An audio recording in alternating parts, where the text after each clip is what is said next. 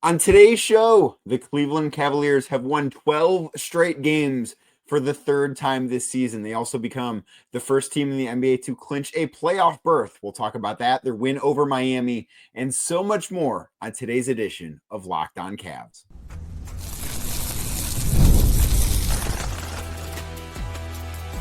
You are Locked On Cavs, your daily Cleveland Cavaliers podcast. Part of the Locked On Podcast Network, your team every day.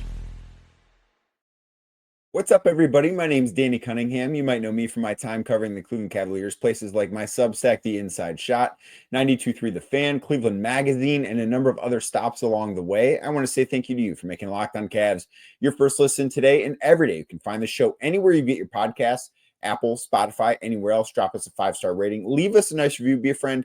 Tell a friend about Locked On Cavs. Make sure you're subscribed. Make sure a friend is subscribed as well. And if you're watching the show on YouTube, do us a favor. Hit that thumbs up button for us. Click subscribe. Hit the notification bell so you don't miss the latest Locked On Cavs content. A proud part of the Locked On Podcast Network, your team every day. Today's episode, of course, brought to you by FanDuel. And right now, new FanDuel customers can get $150 in bonus bets if your first $5 bet wins. The Cleveland Cavaliers win again on Wednesday night. They beat the Miami Heat 112-107, and in doing so, the Cavs become the first team in the NBA to clinch a playoff berth. Of course, they clinched a postseason berth about a week and a half ago by virtue of locking in a spot in the top 10, which of course means nothing. And the Cavs now lock in a spot in the top 6. And this is, I do think, something to, if you're a Cavs fan, like, it's something to be happy about, it's something to celebrate. But at the end of the day, I don't think that this is the biggest deal in the world. I think it's a really, really cool thing that on March 5th,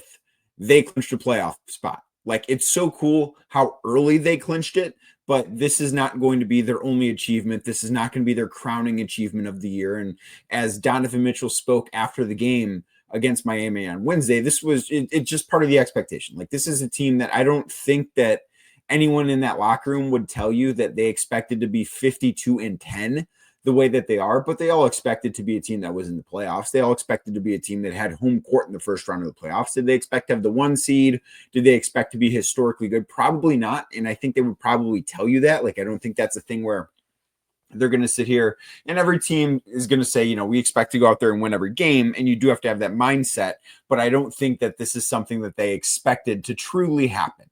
And I think it is cool how early they've clinched a playoff spot. And it just kind of speaks to how historically good this team is, right? It is their third winning streak of 12 or more games. That's just the second time in NBA history a team has had 3 12-game winning streaks in a single season. It's ridiculous. And, you know, on Wednesday night, it didn't necessarily feel like it. It feels a little off that they've won 12 straight games with how they've played in the last 3 games. So on Wednesday against Miami, they win 112-107. They looked good for like the first 7 or 8 minutes of the second quarter. I was looking at the box score during it from my seat inside Rocket Arena. I was looking at the online box score. I'm like, wow, the Cavs have outscored Miami 26-11 in the second quarter, and they opened up a 17-point lead. And then, of course, Miami closed out the quarter. It was 24-11. Miami closed out the quarter on a 16-3 run. And instead of the Cavs having a huge lead at halftime, they had a 4-point lead at halftime. And then they were trailing by 7 in the fourth quarter of this game. This was a game that the Cavs really had to scratch and claw and kind of, I guess, grit their way to a win. And it's fitting because it comes against a Miami team that is so built on the Heat culture stuff, right? Like, you think about Miami, you think about all of the things that they want to embody. And a lot of it is, you know, the stuff that will draw eye rolls. Some of it deservedly so, like the fact that they put Heat culture on a floor. Everyone make fun of them for that, please, especially when the Vice City stuff was right there and they waited until halfway through the season and getting made fun of relentlessly to go to it. But I digress. Miami is a tough team to play. They were an undermanned team, and they really did a good job, I think, of muddying this game up. We saw the Heat run a lot of zone in this game, and that was something that I found really interesting because Miami is a team that is known for running zone. And in talking to a couple of the players after the game, they said to me, you know, they've kind of perfected it. Like they've been doing it for so long that it's something that it's hard to break down offensively. Even though the Cavs run a similar zone to the Heat, they don't run it as well as the Heat. And it's a different thing when you're running it versus when you're trying to attack it the way that the Cavs had to do so on Wednesday night. So I do think that they struggled with that, but ultimately they did what great teams do. And they found a way to win a game when they weren't at their best. No one is going to try and lie to you and say, yeah, this was the best game the Cavs have played, or they brought an A+ effort or had excellent energy, because none of those things are true. I thought that the Cavs on Wednesday night looked like a team that was playing its third game in 4 nights. And that's exactly what they were doing. They were playing their third game in 4 nights. And unlike some of the other 3 and 4 stretches that we've seen from the Cavs, where, you know, they've been able to sweep through a couple of them because they've just been able to dismantle teams. They've been able to blow teams out. There have been games that haven't been close from the jump. And the Cavs had a chance to do that on Wednesday night, but they didn't take advantage of being up by 17. They let Miami back into the game. But you look at Sunday against Portland. It's a game where they're down big. They were down by 18 in the third quarter. They had to scratch and claw their way back and eventually win that game in overtime. You look at Tuesday night in Chicago, where they're down, I believe, by 15 points in that game. Maybe it was 17. I know it was at least 15 against Chicago on Tuesday night. And yes, they won the game by 22 points, but that was a game that was tied with 6 minutes and 45 seconds, 6 minutes and 47 seconds technically left in regulation. Like they had to really battle in that game. It was a back and forth game, and maybe it shouldn't have been. We can talk about the slow starts that the Cavs have been getting off to, but I do think that those 2 games and a little bit of the emotional hangover from the Boston win last Friday kind of have played into the Cavs maybe not playing their best. But I do think a sign of a great team is being able to find ways to beat solid teams. I'm not going to sit here and lie to you and say that, oh, they beat a great team in the Miami Heat or even a good team. Like, I think Miami is a very average NBA team this year, a team that's probably going to make the playoffs, maybe going to play the Cavs in the first round, and it will not be a very long series. I don't think that Miami Heat team is very good, but they are very scrappy. And I think when you face a team on the third game in 4 nights, you have an opportunity there. And I think the Miami Heat did a really good job of taking advantage of that. I thought that Donovan Mitchell made some big plays in this game. He finished the night with 26 points, had 7 boards, 5 assists. And Kenny Atkinson spoke before the game about Donovan's sense of knowing the moment and kind of knowing when he needs to step up, kind of knowing when he needs to let others take charge, and just like the ultimate leadership stuff with Donovan. And I thought that this was a good sign because the Cavs, none of the starters played great. I thought Max was really good in the fourth quarter, but I don't think he was necessarily great early on. Like, I think he struggled defensively in the first half of this game. And Evan Mobley, I thought, was good. He missed a bunch of free throws, but I do think that the zone probably affected him the most because that zone really does prevent teams from getting to the rim against Miami. And Mobley finished with 16 points. He was 7 of 10 shooting, but the problem with that stat line is that there were only 10 field goal attempts. Like, that zone, the way that Miami has it built, the way they run it, and they do it so well, it makes it difficult for teams to funnel the ball on the floor where they want to, in the hands of the players they want to have the ball. So instead of getting Evan Mobley the ball in the mid post, they're kind of getting DeAndre Hunter the ball in that spot. And DeAndre Hunter did a good job. He made a couple of those jumpers. I thought he made some good passes out of that spot. And, you know, again, they didn't trade for DeAndre Hunter to beat the Miami Heat on March 5th, but is this a game they win without him? I don't know. It certainly doesn't stand out the way the Portland game does, but I'm not sure that they win this game without what he was able to do. And you would like, of course, for Mobley to have more than just 10 shot attempts. But I don't know that this was a thing of him not being aggressive enough or the Cavs just not being able to get him the ball in the right spots. I do think that this will be an interesting one to go back and watch and just really see exactly how everything that played out did play out in this game. But Max Strus made a couple of really big threes in the fourth quarter. He had that defensive stop on Bam Adebayo where he was asked after the game about defending Bam. Of course, those two former teammates, Max played with Bam in Miami. They went to the finals together, so they have a pretty strong built-in relationship there. And he said something to the effect of, maybe some people will say the ball slipped out of his hands, and the ball, like, there were 4 really weird, I guess it's not a turnover, but there were 4 really strange plays in the final couple of minutes that, like, was there oil on the basketball? There was the one pass that Donovan threw that went through Evan Mobley's hands. There was a pass that went through DeAndre Hunter's hands. There was the Bam Adebayo shot that, I don't think, or I don't know, I'm not positive if Max Strus got a hand on the ball, but the ball goes flying out of bounds. There was Donovan Mitchell, who he did get fouled, and I don't know how that Miami, who very clearly was trying to foul Donovan Mitchell, did not get called for a foul, and that really could have cost the Cavs there. But that ball goes out of bounds. Like, it was a very strange end to this game. But ultimately, I think it's a really good sign. It's a sign of a great team that when, like, what kind of game did the Cavs have on Wednesday night? They obviously didn't have their A game. I don't think they even had their B game. Like, I kind of think that they played, for the most part, a C- game against a probable playoff team. And yes, Miami's below 500. They're 29-32. Like, they're not a good team, but they played a C- game and still found a way to win. And I do think that there is something to be happy about there. If they play like this in the playoffs, obviously you're not going to be happy. But it's March 5th and they played like this and they found a way to win. And I think ultimately this is a team that has spoken a lot about learning through wins and taking away the lessons and making sure that the message does stick, despite the fact that it doesn't come along with a loss.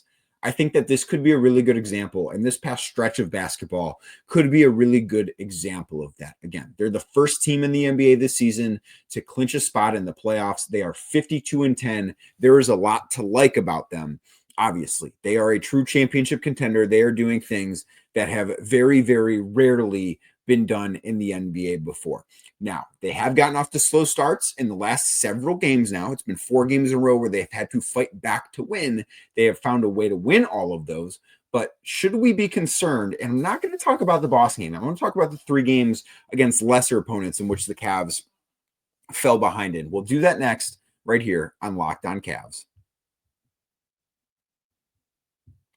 Today's show is brought to you by Betterhelp. Who is in your support system? Go ahead and put those names in your mind right now.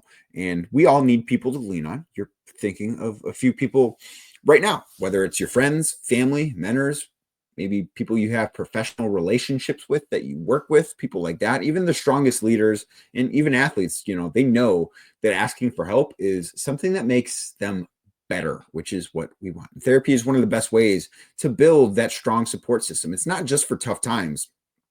It helps for setting boundaries, developing coping skills, and becoming what we all should strive to be, the best version of ourselves. Therapy isn't just about crisis moments. It's a tool for self-improvement, stress management, and navigating the challenges that life throws your way, because everyone in this world has plenty of challenges that they need to get through. BetterHelp is fully online, making it easier than ever to connect with a licensed therapist from anywhere. With over 30,000 professionals available, you can find the right fit and switch anytime at no extra cost. So build your support system with BetterHelp. Visit betterhelp.com/lockedonnba to get 10% off your first month. That's BetterHelp, HELP.com/lockedonnba, LOCKEDONNBA to get 10% off your first month. Again, betterhelp.com/lockedonnba. Thank you again for making Locked On Cavs your first listen today and every day. Like I said earlier, you can find the show anywhere you get your podcasts, Apple, Spotify, anywhere else. Drop us a 5-star rating. Leave us a nice review. Be a friend.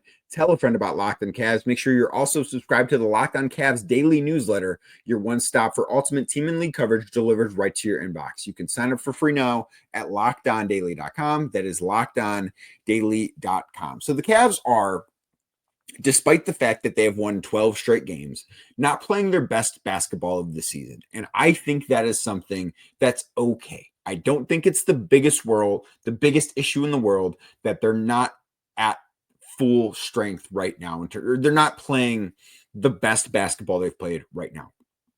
I actually think it's really impressive that they've won 12 games in a row despite this. And I don't think it's a big deal because they are 52-10. So let's ask ourselves, what are the Cavs playing for right now? Well, they have locked up a spot in the playoffs, as we know. They have an 8-game lead over the Boston Celtics for the number 1 seed in the Eastern Conference. They also have a 1-game lead over Oklahoma City for the top record in basketball. So maybe you're saying to yourself, that's it. That's what they're playing for. They're playing for the top record in basketball so that every single game 1 of the postseason series that they're in is at Rocket Arena, and any potential game 7 they play is in Cleveland, Ohio. And I would say that's a really big deal. That is something that they should be striving for, but I don't think that is something that is top of mind for them right now. I don't think that this is a team that finds themselves checking the scores every single night. I don't think they're checking the standings to see where they're at in relation with Oklahoma City. I don't see this as some sort of arms race between the two teams for who can finish with the better record. Maybe Oklahoma City feels that way. I don't know. Maybe head on over to Locked on Thunder and listen to what Rylan Stiles has to say about that. But I don't get the sense that the Cavs are operating like that. And that's totally fine because there are a lot of things that need to happen. And I think the Cavs would take it if they're in the finals. I don't think they care where they play.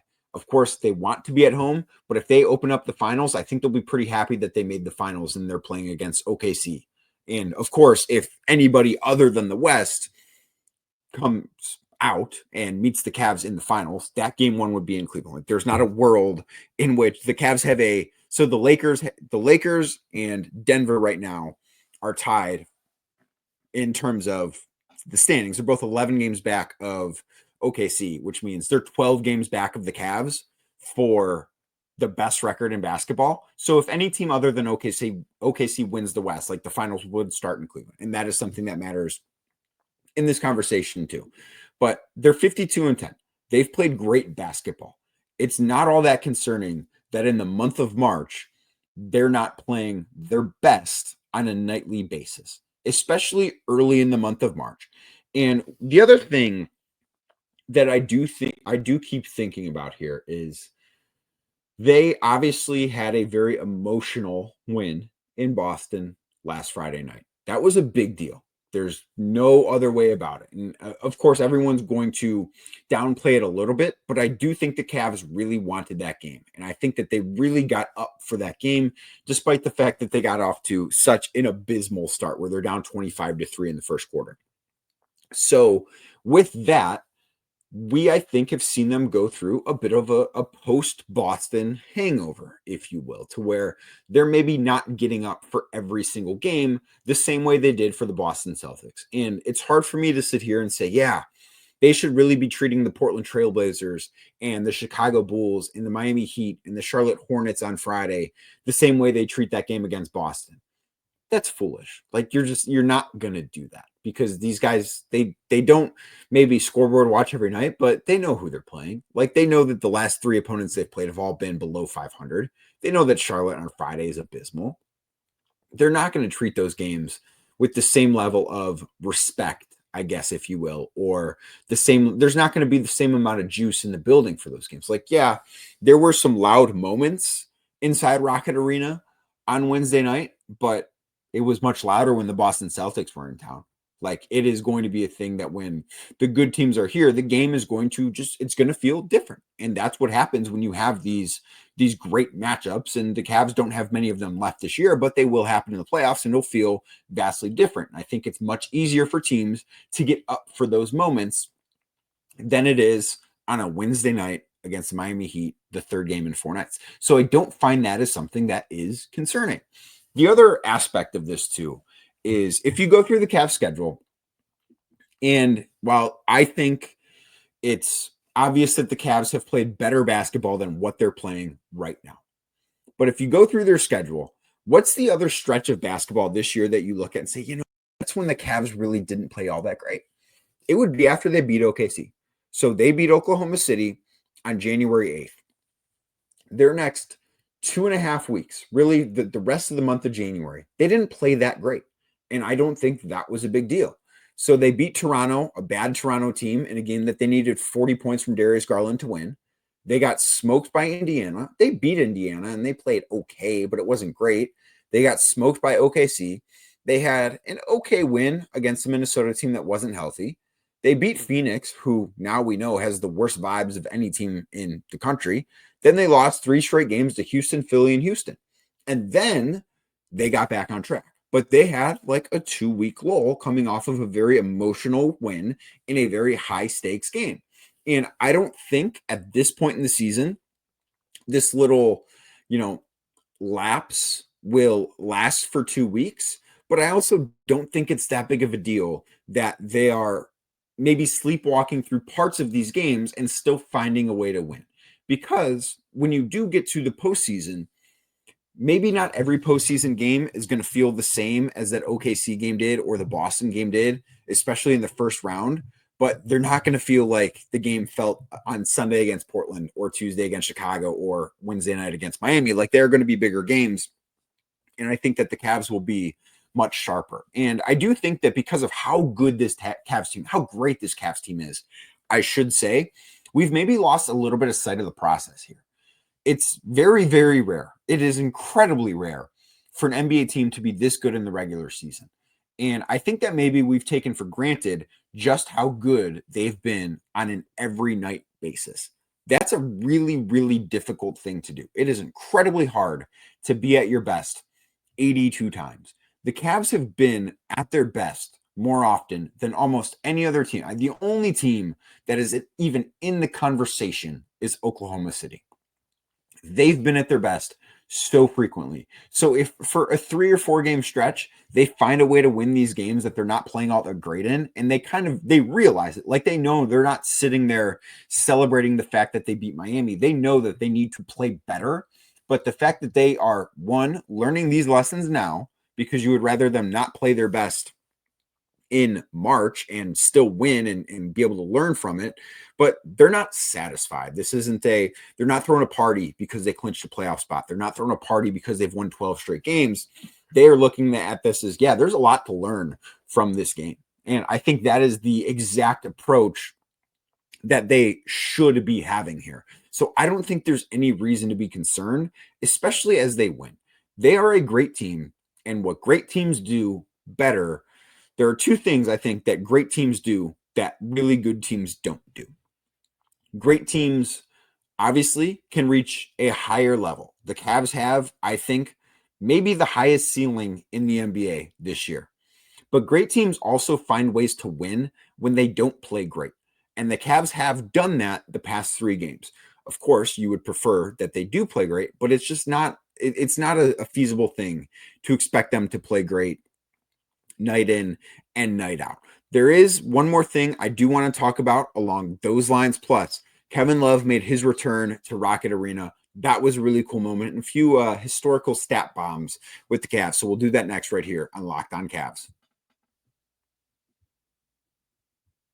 Today's show is brought to you by FanDuel. When the game tips off, the NBA action, well, it is just getting started. There's no better place to get in on that action than with FanDuel, America's #1 sportsbook. With FanDuel, you can place live bets throughout the game. So even if you miss the opening tip-off or you want to bet on a fourth quarter comeback, you can stay in on the action. Plus, if you're looking for a bigger payout, you can even combine your live bets into a same-game parlay. FanDuel's live betting feature keeps every moment of the game exciting, whether you're backing your team for a late-game rally or you're picking a player to hit a clutch 3 like Max Strus did, Donovan Mitchell did, Max Strus did again, Duncan Robinson almost did, but he stepped out of bounds. You never feel like you miss your chance. Plus, the app is easy to use, and when you win, you get paid instantly. And right now, new FanDuel customers can get $150 in bonus bets if your first $5 bet wins. Just visit FanDuel.com to join today. That's FanDuel.com, FanDuel.com for your shot at $150 in bonus bets.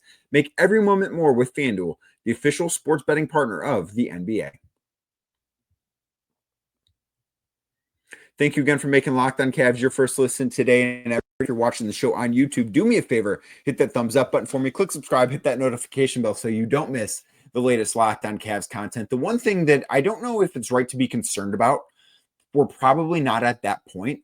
Maybe it's worth lifting an eyebrow, like just one eyebrow at it, is the play of Darius Garland lately. So I didn't think he was great against Miami on Wednesday. I thought he was okay. I didn't think he was great. And since that injury that he endured against the New York Knicks a couple of weeks ago, he hasn't been at his best. He hit 5 threes against the Bulls, but otherwise had a pretty inefficient night. He was 5 of 12, did hit 3 threes against Miami, had 10 assists, which 6 of them, I believe, came in the fourth quarter. Like, he had a really nice fourth quarter to help lead this team to victory. But overall, and Kenny Atkinson spoke after the game about there's been some slippage with starters, and I think that was Darius Garland that he was talking about. And it's not to say that everyone in the starting lineup is playing at their best. Like, I didn't think, for as great as Jarrett Allen was on Tuesday night against Chicago, I thought he was just like in the opposite direction on Wednesday. I don't know what it is with him on back-to-backs. It feels like the second night of a back-to-back is just not a good night for Jarrett Allen. Rarely ever. I did not think he was very good, but the Cavs, the beauty of this Cavs team is they have guys that step up and pick up that slack. And I think that Darius Garland I was a little surprised that he didn't rest, and maybe it was because of the nationally televised aspect of this game, and maybe he'll get a rest day on Friday in Charlotte. But I wonder if rest is better for him right now. And of course the Cavs know this and I don't, but if rest is better or if he just kind of needs to play through something, I don't have the answer to that. But he's not playing his best basketball right now. Again, not the biggest deal in the world, but it is something I think to at least raise an eyebrow at. There's no reason to think that he won't get back to the all NBA level that he has spent most of the season playing at. But the last couple of games, I just think, have kind of been below his standards. So the Cavs won their 12th straight game, as we know. They became the second team ever to have 3 separate 12-game winning streaks in a single season. The only other team in NBA history to do this, the 2006-2007 Dallas Mavericks. That Mavericks team, of course, was really, really good. And then the postseason arrived, and they were really, really not good. That was the team that lost to the We Believe Golden State Warriors. So I don't expect history to repeat itself. I don't think that there's a team that could be in the 8 seed that is capable of beating the Cavs in a post-game series, in a postseason series, but that is unfortunately what happened to the other team that has done this. But this Cavs team is historically good. I mean, by every metric, they've got one of, if not the best offense of all time. They are a team that is going to probably finish with a net rating above 11, which just does not happen. This team is so good. They are 52-10. They are the 10th team to ever start 52-10 in a season. 5 of the previous 9 won the title that year. They are just in rarefied air. The other thing to come out of Wednesday night was Kevin Love returned back to Rocket Arena. This was the first game he's played in Cleveland since he was bought out by the team a little over 2 years ago at this point. And he got a really warm reception. He was in the starting lineup for Miami, partially because the Heat are dealing with several guys that are out with injuries right now. And, credit to them for fighting as hard as they did in this game. But Kevin Love got the start, and he got he was the last member of the Heat to be introduced during the starting lineups. And I thought that was the right move. He got a really nice round of applause from the crowd. And I thought that was exactly how Kevin Love deserved to be treated. And then during the first TV timeout on Wednesday night, the Cavs played a tribute video for Kevin. And it was a really cool moment. And he got a standing ovation from fans. And Kevin deserved every bit of that. What he did in Cleveland for, I believe, 8.5 seasons deserves to be celebrated as often as it can. And I know that when a guy gets bought out, especially when it's a guy that gets bought out on a team that's having a really good season, the way that Kevin was back in the 22-23 season, it kind of leaves a little bit of a sour taste in your mouth, if you will. But Kevin and the Cavs have such a great history together and he did say, he told reporters that he has been told that his jersey will be hanging up in the rafters one day, and it belongs up there. It should be up there. I don't think that this should be even a discussion. I will not hear a dissenting view on that. Kevin Love's jersey belongs in the rafters. You cannot tell the history of the Cleveland Cavaliers without Kevin Love in it. I don't think they win a championship without him. I think if he's healthy the entire time, they probably win 2 championships with him. He is one of the most important players in Cavs history. He was here for 8.5 years. He did fantastic things in this city. He belongs to have his number retired without question. I don't think there should be a debate there. I think that Kevin Love should have his number up there. I think Kyrie Irving's number should be up there. And then, give everything to LeBron when he retires. His number should be up there. There should be a statue named a street after him. I don't care. Like, all of that is appropriate. But Kevin Love's number, it sounds like, will be retired. Like, he told reporters that that's what he's been told. That's what the plan is when he is done playing. That's appropriate. I think that his career, the time he spent in Cleveland, I thought that what the Cavs did in terms of a tribute video was awesome. It was appropriate. The way that he was received by fans was really, really cool. And it was just a really, really cool moment. And I think that the Cavs did right by him. And I think that seeing that number 0 go up there will be a really cool moment whenever Kevin Love decides to call it a career. Also, Richard Jefferson was in the house, another member of the Cavs 2016 title team. He was on the call for ESPN. He got some love on the Humongotron, I guess it's called, during one of the timeouts too. That was a really cool moment. Of course, not the same level of moment as Kevin Love that he got, but it was really cool. And I think that this was just a really cool night to be in that building, because considering what the Cavs did in terms of the winning streak, clinching a playoff berth, celebrating Kevin Love, all of it, I thought, made for a really great night in Cleveland. The Cavs have now won 12 straight games, as I mentioned. They will look to push their winning streak to 13 games on Friday night in Charlotte against the Hornets. The Charlotte Hornets are, as you can imagine, very, very bad. They're the second worst team in the Eastern Conference. They are 14-47 on the season. That should be a game that the Cavs have no problem winning. And then I would imagine, not to put the cart before the horse here, but I would imagine they'll be going for 14 wins in a row on Sunday night against the Milwaukee Bucks. And I think that will be a very interesting game to watch and to talk about. So I will be back, of course, as always, tomorrow, talking more Cavs basketball right here on Locked on Cavs. So make sure you're subscribed wherever you get your podcasts, Apple, Spotify, anywhere else. Drop us a 5-star rating, leave us a nice review, be a friend, tell a friend about Locked on Cavs. And then on YouTube as well, just search Locked on Cavs. If you're watching this video, do me a favor, hit that thumbs up button for me, click subscribe, and hit that notification bell so you don't miss the latest Locked on Cavs.